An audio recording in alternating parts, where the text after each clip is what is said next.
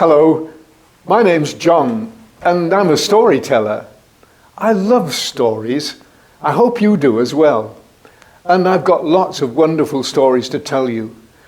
I've actually produced a website with all these stories on, www.biblestorycards.co.uk. You can see all my stories. I'm also a bit of a painter, and so I paint pictures to help me tell my stories. I hope you enjoy them.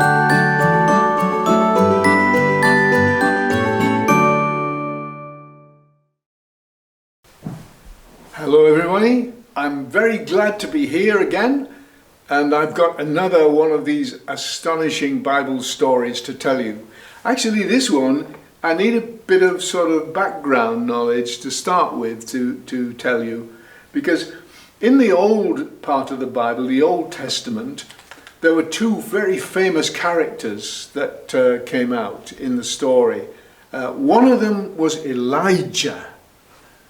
Elijah was a man of fire. He stood up against the king, and he stood up alone against all the evil priests of the prophet of the priests of Baal that were there, and God enabled him to do remarkable things. Now, when he came to finish his time as a prophet, well, God had told him that he is to go and anoint another man called Elisha. Elijah and Elisha. And so when Elijah finally went up to heaven, Elisha was put in his place. Well, Elisha was just the opposite to Elijah. He was a gentle, kindly sort of man who got on very well with people. Not a lonely, isolationist sort of person like Elijah. But God enabled Elisha to do marvelous things as well as Elijah had done. In fact, something similar to what Elijah had done. I'm going to tell you a story today that was very much like the story of Elijah. Something happened to him. You remember the story about that lady that was told that she had to look after Elijah when the brook that he was sitting by ran out, and her cruse of oil and her barrel of meal didn't run out, even all the time she was looking after Elijah. Well, now here is Elisha, and God sends Elisha to a place called Shunem. And in Shunem there was a very rich couple, very rich man and lady. And they had this great big house. And Elisha went and called in at their house. And the lady offered to give Elisha a meal. I have to get this right, won't I? Elisha we're talking about, not Elijah. Anyway, he would, every time he went past there, past Shunem, he would call in and he would have a meal. So this man and her husband, this woman and her husband, here they are. When Elisha came by, she said to her husband, "Listen, dear, I think we should give room for Elisha. Why don't we make a little extra room onto the roof of our house, like a dormer bedroom, I suppose, and we'll put a table in there for him and a chair, and we'll put a bed, so every time he comes by he can stay there if he wants to. Shall we do that?" So he said, "Yes, that's fine." Now he was an old man, quite a lot older than she was. And Elisha had a servant called Gehazi. And one time when they were there at the house, Elisha said to Gehazi, "Can you tell me, is there anything that woman, that Shunammite woman, would like?" could we pray that God would grant her something as a sort of kindness, a reward for the way that she's looked after me? Well, Gehazi said to him, you know, he's old and she's young, and they haven't got any children, and she would love to have a son, but her husband is too old now to have children. So maybe that's something that you could pray. Anyway, when the woman came in, Elisha said to her, I'm going to pray that God will grant you to have a baby boy. Oh, she said, some hopes at my age, at my husband's age, she said. Don't mock me, don't make fun of me, just because I haven't got a boy. No, said Elisha, we'll pray that and see what God will do. And sure enough, about a year later, lo and behold, the lady had a baby boy. Beautiful little baby, and they absolutely loved him. And you can imagine, he was the love of their life, especially his father at his old age. And they looked after him and they cherished him, and they gave everything just right for him. And he was free to come and go as he wanted, and they had a lovely big house there. And his father was a farmer, and he worked out in the fields. And when he was getting on, 5 or 6 years old, he went out into the field to work with his father. And halfway through the day, he started to groan. Oh, my head, he said. Oh, I've got such a pain in my head. And his father was worried and went near to him and saw that he was really in pain. So he said to one of his workmen, look, take him home straight away. Get him out of this heat. It's too hot out here. So the servant took him home and said to his mother, he's not well. He'll need looking after. He's been out in the field and he's got sunstroke. And he said he seemed to be getting worse. And his mother sat down on the bed and she put his head on her knee. And she worried and worried and worried because she could see that he was sinking away and getting worse and worse.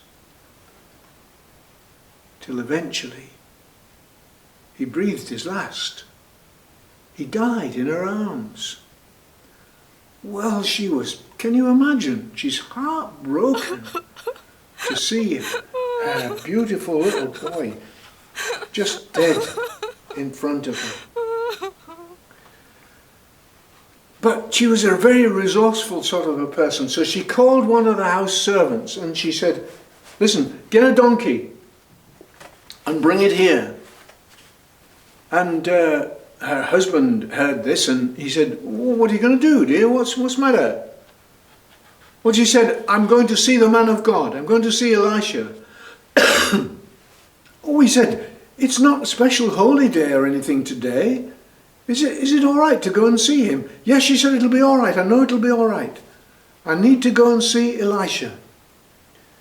And she said to the servant, she said, listen, when I get on this donkey and ride away, don't slow down for anything until I tell you.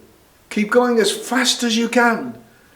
So this donkey started galloping away and she was on its back and being tossed about but holding on for grim life till eventually she got to Elisha.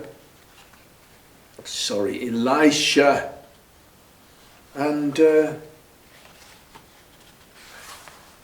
she said to his servant, she said, it's all right, it's all right, it's all right. And then she got to Elisha and fell at his feet and said, I told you not to ridicule me, not to mock me, giving me a son and then he's taken away dead. Elijah didn't know what had happened at all. He hadn't heard. So he said to Gehazi, his friend, listen, I want you to go as fast as you can back to the lady's house. And when you get there, go into my room where the little dead boy has been put, and take my staff. You see, that was the symbol of his prophecy, of his prophethood, was the staff. Take my staff, he said, and lay it on the little boy's face. And maybe God will hear our prayer and will answer and will bring him back to life again.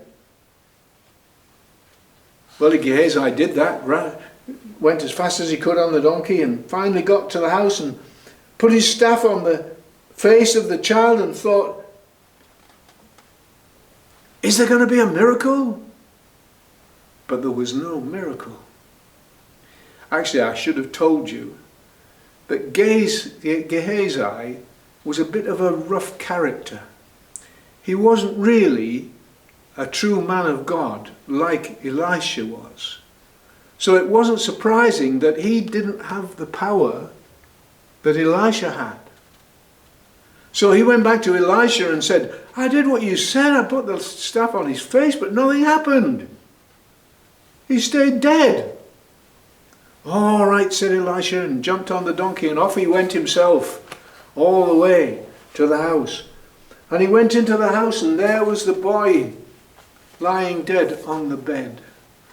And Elijah prayed, and he said, oh Lord, won't you hear our prayer for this little boy? Why is he died? And then Elijah thought, I know what I'll do.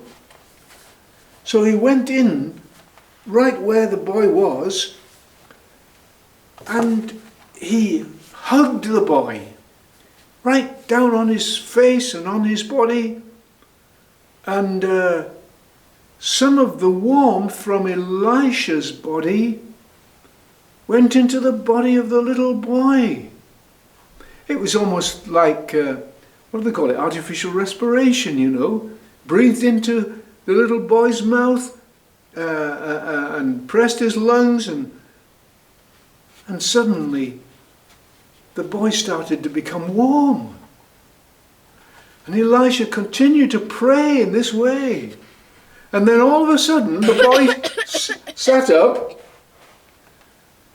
and he sneezed. And he sneezed again. And he sneezed 7 times. He couldn't stop sneezing. And then Elisha realized that he was now alive again. Marvelous, wonderful miracle. Elisha couldn't have done that, but God can. So there's the little boy, alive again.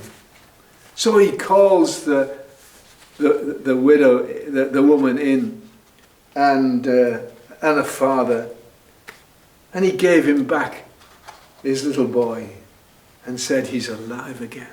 God has answered your prayer. Now, let me read you something from the Bible. I'll have to nip across to where my Bible is. Here it is. Let me read this to you. Right in the New Testament, there's a passage all about faith. It's about the wonderful things that God did. Mark that, it's God that did it. God did it in answer to the faith of poor, feeble human beings like us. Listen to this. It says,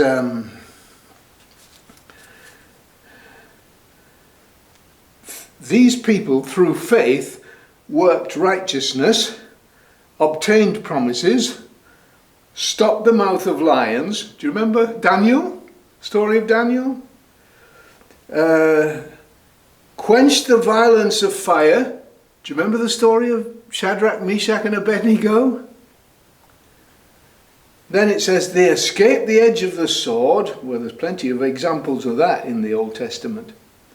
Out of weakness were made strong, became valiant in battle, turned to flight the armies of the aliens. And then this, listen to this.